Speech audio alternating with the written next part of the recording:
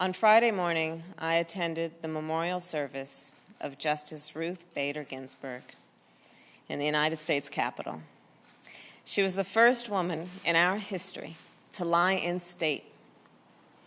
I sat a few feet away from her flag-draped casket to pay my respects. And it was somber, and it was personal.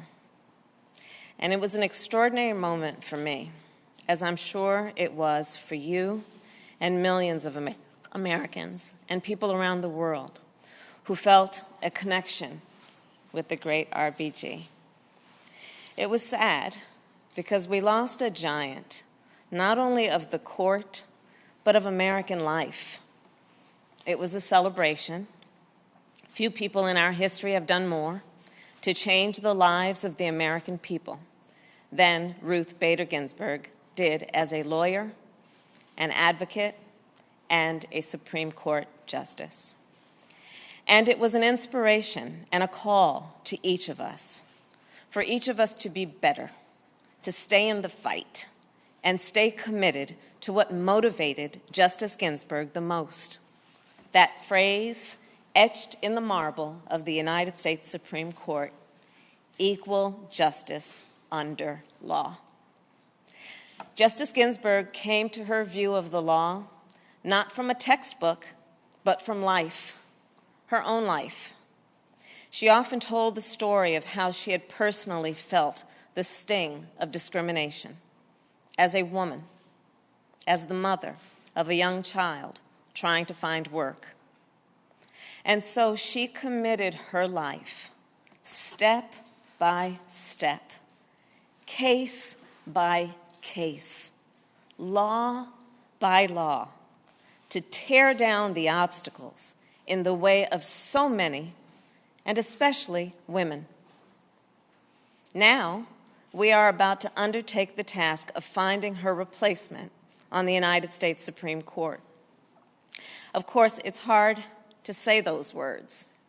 In truth, Ruth Bader Ginsburg cannot be replaced. She was an original, a one-of-a-kind.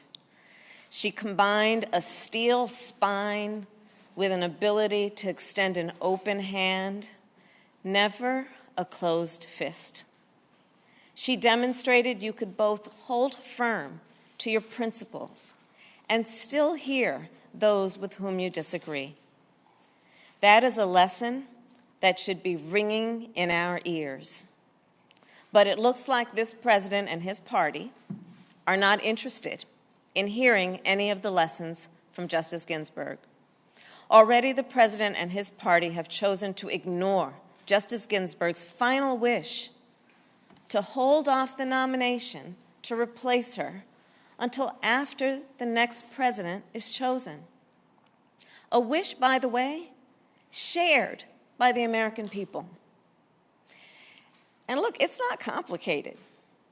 The voters would simply like to have an opportunity to vote for their president before the Senate votes on a nominee. And that's not too much to ask. But President Trump and his party are not interested in hearing the will of the people.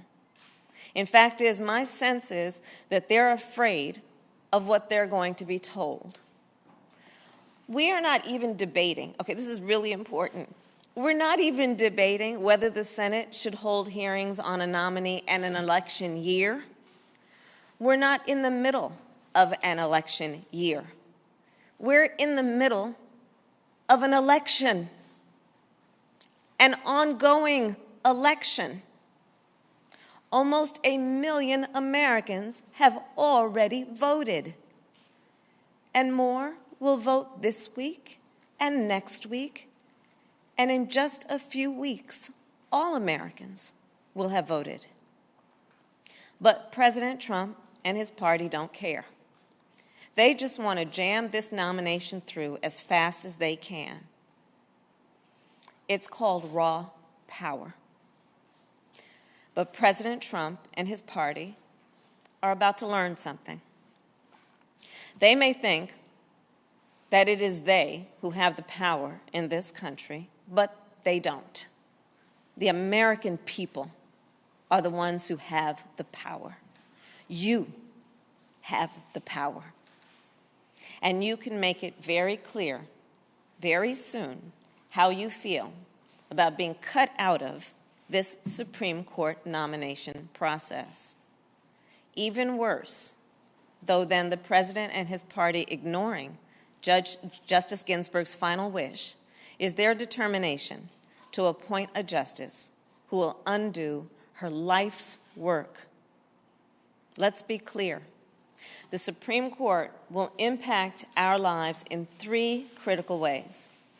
First, President Trump and his party have made it clear they will pick a justice who will get rid of the Affordable Care Act. And in fact, just days after the election, the court will hear a case that could strike down the Affordable Care Act in its entirety. It's a decision that could take away health care for 20 million Americans. It is a decision that could take away protections for pre-existing conditions for more than 100 million people in our country. It's a decision that could take away Medicare benefits for seniors. It's a decision that could toss out the rule that says children can be covered on their parents' health care up to the age of 26. All of that will hurt the millions of Americans who have come to rely on the Affordable Care Act. And what is especially offensive about what President Trump and his party are up to is this. Getting rid of the Affordable Care Act will take us backward to a time where you could charge a woman more for her health care than you can charge a man just because she's a woman. Getting rid of the Affordable Care Act will take us backward to a time when pregnancy could be considered a pre-existing condition. Getting rid of the Affordable Care Act will take away birth control and contraceptive coverage for women. And get this relentless obsession with overturning the Affordable Care Act is driven entirely by a blind rage toward President Obama. And it's happening at a moment when our country is suffering through the ravages of a pandemic that has claimed more than 200,000 lives in our country. Complications from COVID-19, like lung scarring and heart damage, could well become the next pre-existing condition. In short, there are few things they could do that would be more offensive to the legacy and the life of Justice Ginsburg than to return us to the full-scale policies of discrimination in health care toward the women of our country. But that's what overturning the Affordable Care Act will do. And overturning the Affordable Care Act is a way a nominee gets the support of this president and his party. As Attorney General of California, I defended your right to health care. As senator, I voted to protect your right to health care. But now President Trump has nominated Judge Amy Coney Barrett, and we know where Judge Barrett stands on the Affordable Care Act. Judge Barrett is on record opposing the decision that upheld the Affordable Care Act. As recently as 2017, she specifically attacked the Chief Justice's opinion in an article where she said, quote, Chief Justice Roberts pushed the Affordable Care Act beyond its plausible meaning to save the statute. If nothing else, the voters should be very clear about one thing. President Trump and his party and Judge Barrett will overturn the Affordable Care Act, and they won't stop there. They have made clear that they want to overturn Roe versus Wade and restrict reproductive rights and freedoms. Judge Barrett has a long record of opposing abortion and reproductive rights. There is no other issue that so disrespects and dishonors the work of Justice Ginsburg's life than undoing the seminal decision in the court's history that made it clear a woman has a right to make decisions about her own body. But that's where President Trump and his party and Judge Barrett are. So let's make it clear where we are. Let's vote for health care. Vote for the Affordable Care Act. Vote as if your life, your choice, depends on it, because it does. Make it clear to President Trump and to every Republican senator that if they're determined to get rid of your health care, you'll be just as determined to vote them out of office. And second, vote as if your right to vote depends on it, because it does. In 2013, the Supreme Court's decision in Shelby v. Holder gutted the heart of the Voting Rights Act. Soon after, numerous states, including Texas and North Carolina and Alabama and Mississippi, enacted discriminatory laws designed to suppress the people's right to vote and targeted people of color and students. Justice Ginsburg wrote that the decision was like, quote, throwing away your umbrella in a rainstorm. Right here in North Carolina, a voter suppression law was described by a federal court as having targeted African Americans with almost surgical precision to deny us the right to vote. Surgical precision. After the people of Florida voted to grant formerly incarcerated citizens the right to vote, Republican officials recently enacted a modern-day poll tax to make it harder for those citizens to exercise that very right in this upcoming election. And this modern-day poll tax was upheld by the 11th Circuit Court of Appeals, in large part because of judges appointed by Donald Trump.